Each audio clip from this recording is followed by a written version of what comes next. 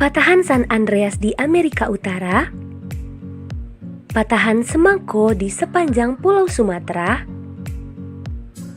Palung Mariana di Filipina, dan pegunungan Himalaya yang membentang di benua Asia. Beberapa bentuk muka bumi tadi merupakan hasil dari pergerakan lempeng. Hal ini sesuai dengan tema pembahasan kita kali ini, yaitu mengenai lempeng tektonik.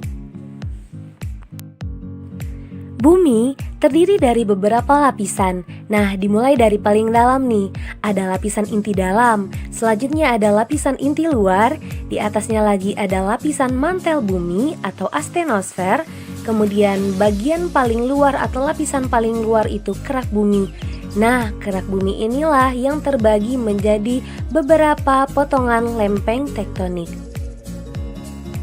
Lempeng tektonik adalah lapisan yang dingin dan kaku yang berada di atas lapisan astenosfer atau lapisan mantel yang tadi. Nah, lapisan astenosfer ini bersifat panas dan plastis. Jadi, seolah-olah lempeng mengapung dan bergerak di atas lapisan astenosfer. Seperti yang sudah dibahas pada video sebelumnya mengenai teori pembentukan muka bumi. Nah, ini tuh berkaitan sekali nih. Jadi, seperti yang kalian lihat, muka bumi itu seperti kepingan puzzle yang kalau disatukan itu saling berhubungan atau bisa menyatu. Nah, kenapa bisa mereka berpisah?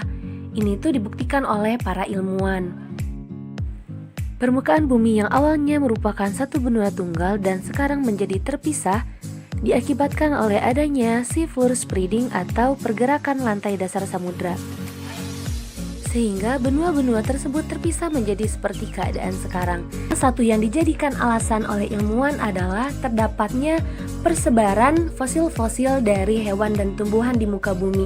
Seperti ada fosil yang terdapat di Amerika Selatan dan kemudian di Afrika. Fosil ditemukan sama, tetapi coba kita lihat.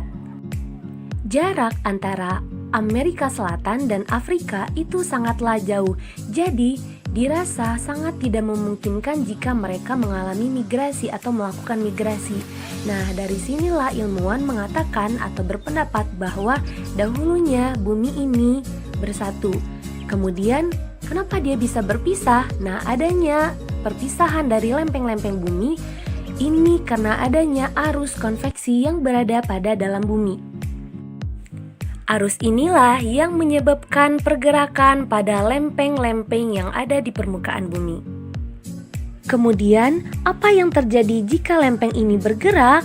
Nah, ketika lempeng bergerak, maka sebuah energi akan dilepaskan berupa gelombang seismik atau gempa.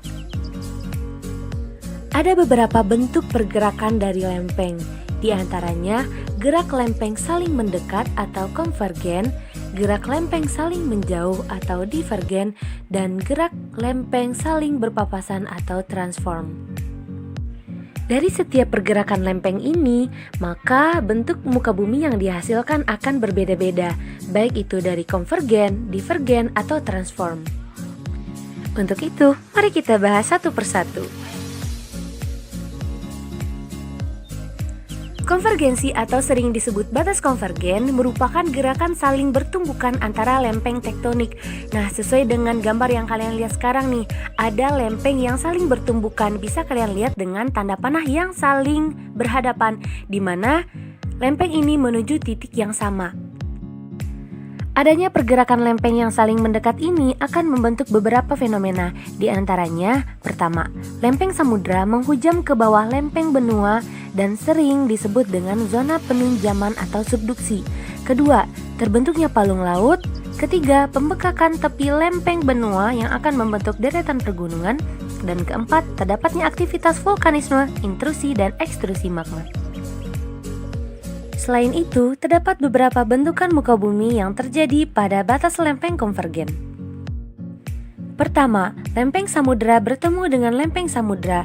Yang terbentuk adalah rangkaian busur gunung api yang arahnya sejajar dengan arah palung. Contohnya, Rangkaian gunung api di Kepulauan Filipina sampai ke Jepang, yaitu hasil tumbukan lempeng laut Filipina, lempeng Samudra Pasifik, dan lempeng Eurasia. Kedua, pada batas lempeng konvergen, yaitu tumbukan antara lempeng samudra dan lempeng benua. Nah, bentukan muka bumi yang dihasilkan dicirikan terdapat palung, prisma akresi, cekungan busur muka, busur kepulauan gunung api, dan cekungan belakang. Nah, selain di Amerika Selatan, contohnya juga terdapat di Kepulauan Indonesia, jalur pulau-pulau Sumatera, Jawa, Bali, Nusa Tenggara, dan Kepulauan Banda.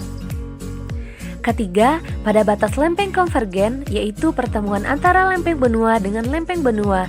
Contohnya, pertemuan lempeng Hindia dengan lempeng Eurasia, di mana pertemuan kedua lempeng ini menghasilkan sebuah jajaran pegunungan yang terdapat di benua Asia, yaitu jalur pegunungan Himalaya, di mana pegunungan ini merupakan terdapat salah satu puncak tertinggi di bumi, yaitu dengan ketinggian mencapai 8.848 meter di atas permukaan laut.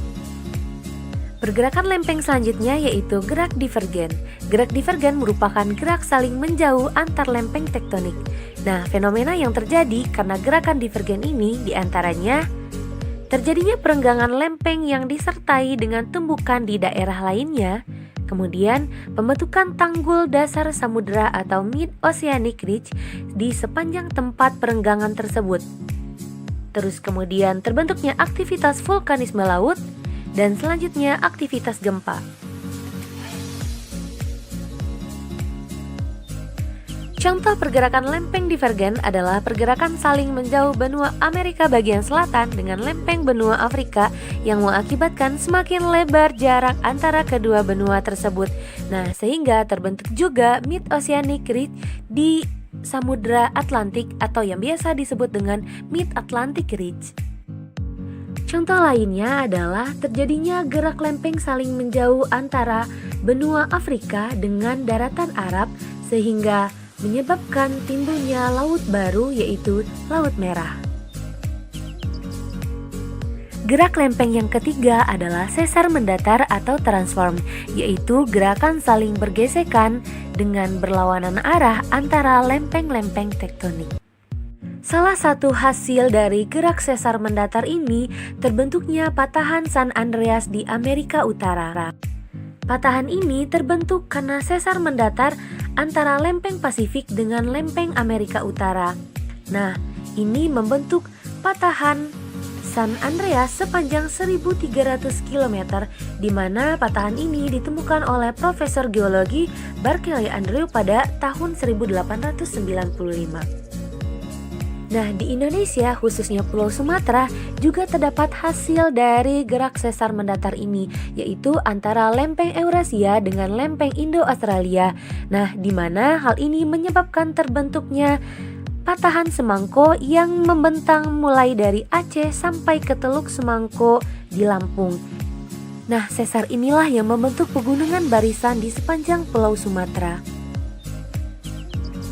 Jika kalian ingin melihat bentuk asli dari patahan ini, kalian bisa datang ke Ngarai Sianok di Bukit Tinggi.